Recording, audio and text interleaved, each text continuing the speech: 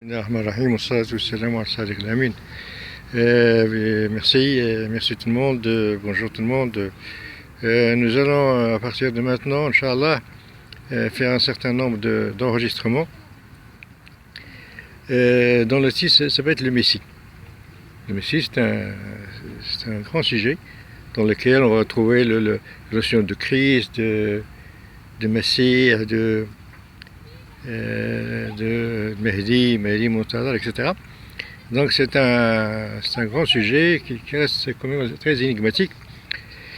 Et pour traiter ce sujet de Messie, il faut d'abord traiter la question ce qu'on appelle Insel Kamil, l'homme intégral, parce que le Messie, c'est une fonction, c'est une des fonctions du Insel Kamil. C'est une des apparences, si vous voulez, des manifestations du Insel Kamil. Et pour comprendre ce que c'est l'Insel Kamil, l'homme intégral, il faut savoir ce que c'est que le nom suprême de Dieu. Le nom suprême de Dieu, le Ismullah al-Adam, parce que c'est le Insel Kamil. Si vous voulez, il incarne en quelque sorte le nom suprême de Dieu. Et pour comprendre ce que ça veut dire, pour savoir ce que c'est le nom suprême de Dieu, il faut d'abord comprendre ce que c'est que le nom. Qu'est-ce que c'est que le ism? Il faut savoir d'abord ce que c'est que le nom, le ism. Et pour comprendre ce que c'est que le ism, il faut comprendre ce que c'est que le harf, la lettre. Donc il faut commencer avec les lettres. Ce sont les lettres qui vont nous donner les clés de tous ces énigmes, de ces notions. Et là aussi, le thème des lettres, c'est un thème à part, un grand thème, qui n'est pas donné à tout le monde. Parce que la première chose, c'est comme on l'a dit, il faut libérer les lettres. Il faut libérer, il faut que les lettres se libèrent du conditionnement des termes, des mots, des phrases, pour avoir une certaine liberté. Et pour pouvoir libérer les lettres, il faut d'abord se libérer soi-même. Il faut libérer son âme. Donc ne plus être dépendant du conditionnement de la vie mondaine, de la société, de la politique, etc. Donc il faut se libérer de tous ces différents conditionnements. Souvent les gens qui méditent sur les lettres ou sur ces notions, ils sont astreints à faire une retraite plus ou moins longue pour libérer l'âme. La deuxième chose, ce qu'il faut, c'est donner vie aux lettres, ce qu'on appelle Ihya al-Mauta, vivifier les morts. Ça veut dire vivifier les morts qui est donné à certains prophètes, c'est tout simplement vivifier les lettres, donner la vie aux lettres. C'est-à-dire une fois que les lettres sont libérées, ils deviennent un peu comme des papillons. Donc il faut leur donner une impulsion ascendante, donc une impulsion vers le haut pour aller rejoindre les grands principes. Parce que la fonction principale d'une lettre, c'est de représenter un grand principe, un principe supérieur. Donc c'est ça ce qu'il faut faire. Alors, comme on va traiter ces différents sujets, on va traiter d'une façon parallèle. C'est-à-dire, on va traiter par exemple le alif, qui représente toutes les lettres, en parallèle avec le Insel Kamil, qui représente toute l'humanité, et avec le nom suprême de Dieu, qui représente tous les noms divins. Alors, pourquoi? Parce que si on les met en parallèle, ces trois notions, si vous me demandez ce que ça veut dire le alif, je vous dirais que c'est une lettre, un nom et une structure duodécimale. Harf, ism, haykal. Si vous me demandez ce que c'est le nom suprême de Dieu, je vous dirais c'est une lettre, un nom et une structure. Si vous demandez ce que veut dire le Insel Kamil, l'homme intégral, je vous dirais c'est une lettre, un nom et une structure. Alors, évidemment, le alif va nous éclairer beaucoup sur ce qu'on veut dire. Bon, évidemment, le alif, c'est une lettre. Mais dans la langue arabe, il y a une subtilité parce que chaque lettre, c'est également un nom. Hein, parce que les 3 lettres, ça fait un nom. Le alif, ça fait 3 lettres. Hein. Ça veut dire, si vous disséquez le alif, il va vous donner 3 lettres. Le A, le alif, le lam, le fa. A, L, F. Donc c'est un nom. Si on passe directement au Insel Kamil. Insel Kamil en tant que lettre. Insel Kamil, donc on a dit l'Insel Kamil, c'est d'abord une lettre, c'est un nom et une structure. On va prendre d'abord, on va donner exemple en ce qui concerne la fonction lettre du Insel Kamil. Lettre, ça veut dire lettre. En arabe, lettre harf, c'est une séparation. C'est un barzakh. En fait, c'est un principe qui dissèque ou partage un espace qui n'est pas partageable, qui n'est pas disséquable. On est dans la présence divine, l'Hadra. Alors, je vais donner un exemple tout de suite. Dans une des salats sur un Nabi, salat al-Jamaliya, on dit Allahumma salli ala sayyidina walladhi malasa qalbahum jalalik wa aynahum jamalik.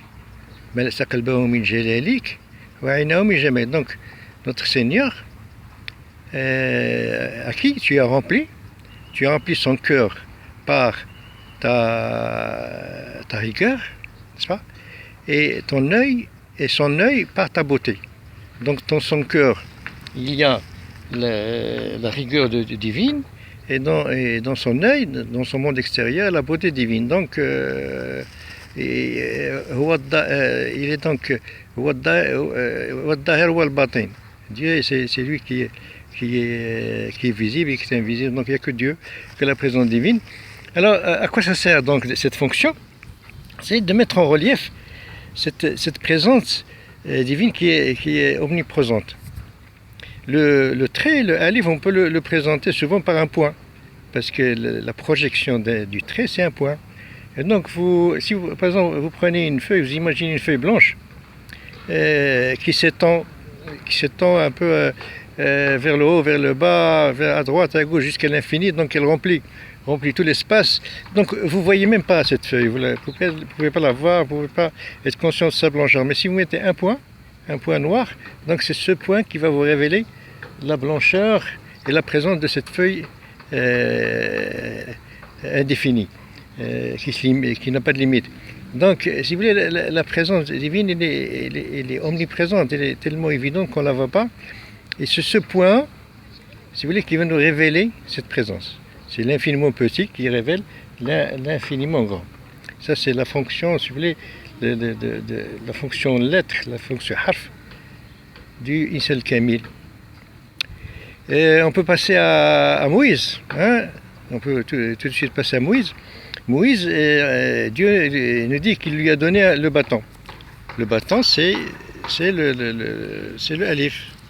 C'est le alif. Et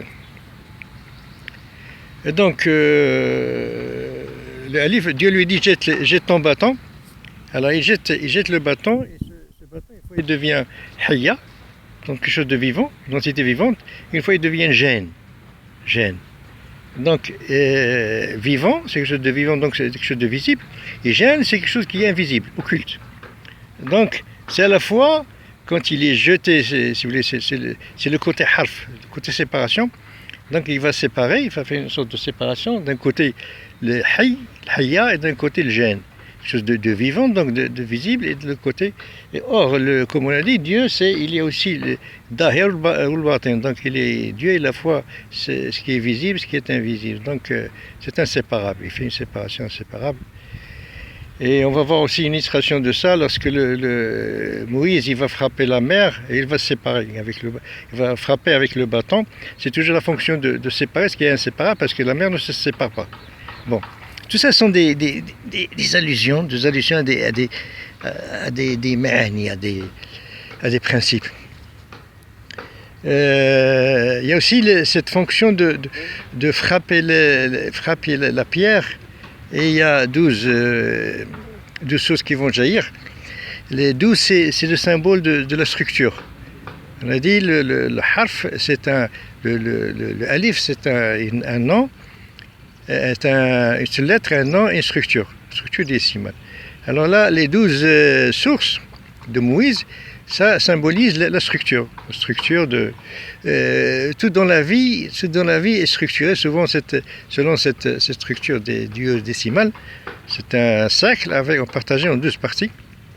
Et le jour, 12 heures, la nuit 12 heures, les signes du zodiaque. D'ailleurs, on l'appelle aussi Sa'a. Sa'a, c'est un peu ça. Et d'ailleurs, vous avez chacun de nous, il a une Sa'a dans sa main. Et puis une Sa'a qui l'entoure dans le ciel, les 12 Abraham, les 12. Alors donc voilà à peu près une idée. De toute façon, tout ça, ces sujets, je les ai déjà traités dans mes livres. J'ai écrit beaucoup de livres concernant ces différents sujets. Donc ceux qui suivent mes livres, ils savent très bien ce que j'entends par Sa'a, par les signes des temps, par le Messie, tout ça, je les ai traités. Maintenant, je commence à traiter ça par des vidéos. Pour ceux qui ne sont pas habitués, donc il faut suivre ces vidéos une après l'autre. Il faut un minimum de concentration. C'est un peu côté mathématique, quoi.